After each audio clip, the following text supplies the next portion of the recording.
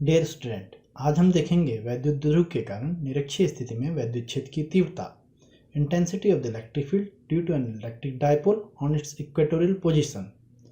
इसके लिए हम एक वैद्युत ध्रुव ए बी लेते हैं जिसके ए सिरे पर -q तथा बी सिरे पर +q आवेश एक दूसरे से 2l दूरी पर स्थित है।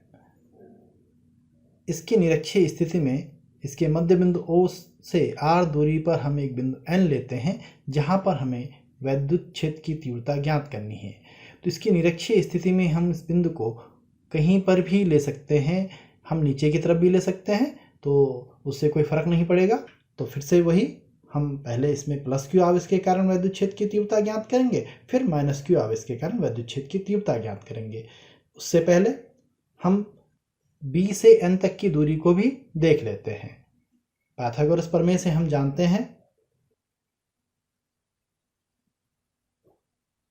कर्ण का वर्ग बराबर लंब का वर्ग धन आधार का वर्ग। तो हमारे पास इस केस में जो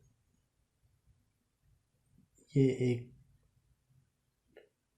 समकोण त्रिभुज है, इसके आधार पर हमारे पास जो कर्ण का वर्ग होगा, कर्ण का वर्ग बराबर लंब का वर्ग यानी कि r का वर्ग धन आधार यानी कि l का वर्ग।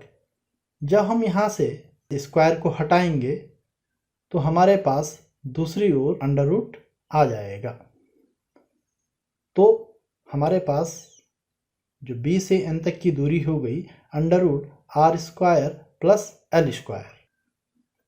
इसलिए +q आवेश के कारण बिंदु N पर वैद्युत क्षेत्र की तीव्रता 1/4πε0 q ओवर दूरी का वर्ग, और दूरी हमारे पास √r² + l², इसका वर्ग करेंगे तो √ हट जाएगा।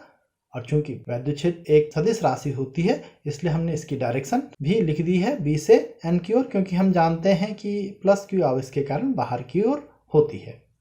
इसी प्रकार हम -q आवेश के कारण भी देखेंगे। -q आवेश के कारण भी वही सिंपल सा सूत्र लग जाएगा, E = 1/4πε0 q ओवर दूरी का वर्ग।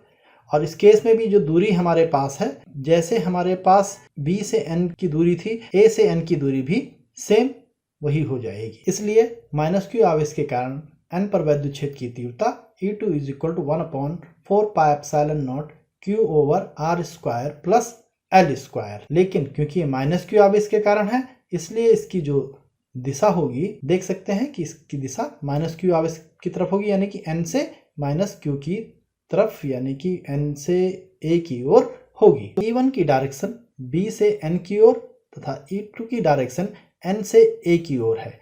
इन दोनों का हम रिजल्टेंट ज्ञात करेंगे। तो इनका रिजल्टेंट ज्ञात करने के लिए हम दो तरीके यूज कर सकते हैं। एक तो दो वेक्टर यदि P और Q उनके बीच का कोण थीटा हो तो उनका जो रिजल्टेंट होता है R = √p² + q² + 2pq cos theta होता है। यहाँ पर P की जगह E1 ले लेगा और Q की जगह E2 ले लेगा।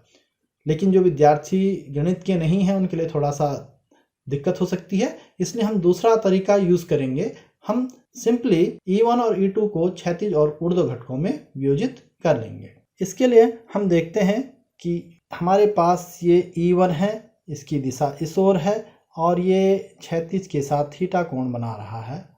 तो इसको हम एक घटक इसका ऊर्ध्व घटक और एक घटक इसका क्षैतिज घटक, चूंकि तो ये वाला हमारे पास हो जाएगा E1 cos थीटा और ऊर्ध्व घटक इसका हो जाएगा E1 sin theta, E1 sin theta और E1 cos थीटा। इसी प्रकार हम E2 को भी क्षैतिज और ऊर्ध्व घटकों में विभाजित कर देंगे। तो E2 को क्षैतिज एवं ऊर्ध्व घटकों में विभाजित करने पर क्षैतिज घटक E2 cos थीटा और ऊर्ध्व घटक E2 sin थीटा हो जाएगा। अब हमारे पास हम फिगर से देख सकते हैं कि E1 sin थीटा ऊपर की ओर है, E2 sin थीटा नीचे की ओर है। हम ये भी देख रहे हैं कि E1 और E2 दोनों की वैल्यू सेम है, इसलिए E1 sin थीटा और E2 sin थीटा आपस में बराबर हो जाएंगे। E1 sin थीटा और E2 sin थीटा आपस में बराबर परंतु विपरीत हैं, और उनकी क्रिया रेखा भी एक ही है, अतः वो एक दूसरे को निरस्त कर देंगे। तो हम देख सकते हैं कि E1 साइन थीटा ऊपर की ओर और E2 साइन थीटा नीचे की ओर कार्य कर रहा है, तो ये एक दूसरे को कैंसिल कर देंगे। अब हमारे पास बचेगा क्या, E1 cos थीटा और E2 cos थीटा। दोनों की डायरेक्शन एक ही है, इसी दिशा में है, तो कुल जो हमारे पास वैद्युत क्षेत्र की तीव्रता नेट जो हो जाएगी इन दोनों के योग के बराबर हो जाएगी। E1 cos थीटा और E2 cos थीटा एक ही दिशा में है, अतः n पर नेट तीव्रता E is equal to E1 cos theta plus E2 cos theta. हम दोनों का परिमाण बराबर देख रहे हैं E1 और E2 का, इसलिए हम इसको E is equal to twice of E1 cos theta लिख सकते हैं। हम यहाँ पर twice of E2 cos theta भी लिख सकते हैं क्योंकि दोनों की वैल्यू आपस में बराबर है। अब यहाँ पर वैल्यू रखने पर तो E is equal to twice of E1 की वैल्यू रख लेंगे 1/4 pi epsilon naught Q over R square plus L square, यहाँ तक तो आ गया। और अगला टर्म हमारे पास था cos थीटा। अब इस cos थीटा की वैल्यू हमने यहाँ पे लिखी हुई है L/R square plus L square की पावर हाफ। ये कैसे आया इसको हम समझ लेते हैं। फिर से इस राइट एंगल ट्राइंगल में देखिए, यहाँ पर इसमें हम चेक कर लेते हैं। हमें cos थीटा की वैल्यू निकालनी है, तो cos theta is equal to आधार बटे कर्ण, आधार हमारे पास L है और कर्ण हमारे पास R square plus L square का अंडर रूट है। तो अंडर रूट का मतलब बताया था कि पावर हाफ होता है, इसलिए इसको आगे सॉल्व करने पर E is equal to 1/4 pi epsilon naught, numerator हमारे पास Q इंटू 2L हमने रीअरेंज करके लिख लिया है, और डिनोमिनेटर में हम देखते हैं R square plus L square की पावर यहाँ पे 1 है और दूसरे टर्म में R square plus L square की पावर हाफ है। तो घातें आपस में जुड़ जाएंगे, 1 और हाफ को जोड़ देंगे तो 1.5 यानी कि 3/2 हो जाएगा। अगेन Q इंटू 2L वैद्युत ध्रुव आघूर्ण P, तो इसकी जगह P रख लेंगे। E is equal to 1/4 pi epsilon naught P over R square plus L square raise to power 3/2। फिर से कंडीशन लगाने पर यदि हम मान लें कि L is too much less than R हो तो L स्क्वायर का मान और भी छोटा होगा, इसलिए R के सापेक्ष उसको नगण्य मान लेंगे और हम L स्क्वायर को छोड़ देंगे। तब हमारे पास फॉर्मूला बन जाएगा E is equal to 1/4 pi epsilon naught P over R square plus L square था, हम L स्क्वायर को छोड़ देंगे, R square raise to power 3/2।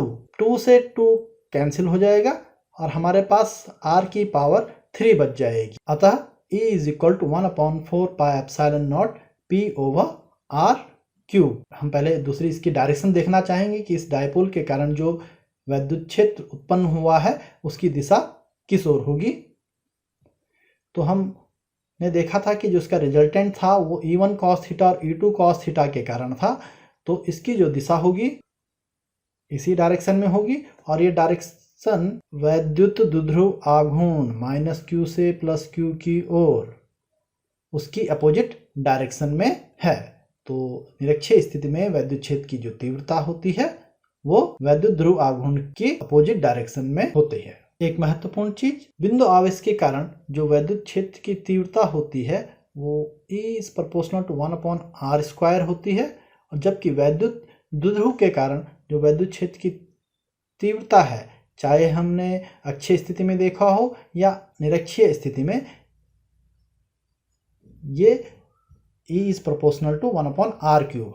इसका मतलब दूरी के बढ़ने पर वैद्युत क्षेत्र की तीव्रता दोनों में ही कम होंगी, लेकिन बिंदु आवेश के कारण यह मान कम तेजी से घटेगा, जबकि द्विध्रुव के कारण यह मान तेजी से घटेगा। कैसे, इसको समझ लेते हैं एक सिंपल उदाहरण से कि हमारे पास यदि हम बिंदु आवेश के कारण किसी बिंदु पर वैद्युत क्षेत्र की तीव्रता की वैल्यू कुछ है, यदि हम उसकी दूरी को दुगुना कर देते हैं, तो अगर हमने दुगुना कर दिया तो 2 की पावर 2 यानी कि 4, वैद्युत क्षेत्र कितना कम हो जाएगा, 4 गुना कम हो जाएगा।